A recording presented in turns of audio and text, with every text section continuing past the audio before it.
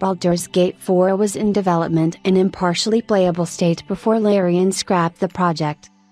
Larian Studios made it clear a few months back that their next game wouldn't be set in the Forgotten Realms, but the developer had started working on Baldur's Gate 4 before scrapping the project for a few reasons.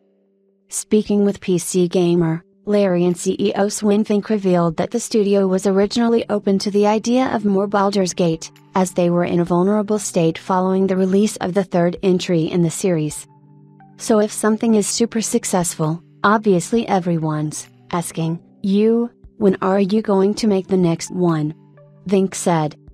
And when you, as a developer, come out of this little miserable cave that you've been sitting in for many hours as you're finishing your thing, you're vulnerable. Baldur's Gate 3 Update 7 gets more details ahead of its September launch, won't be the final update.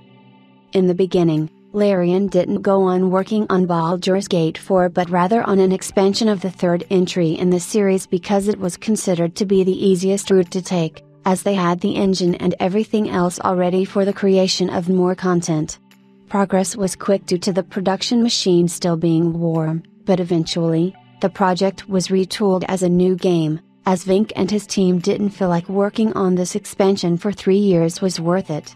The same, however, happened when the project became Baldur's Gate 4, and when the idea of scrapping the project was brought to the developers, the consensus was to move on.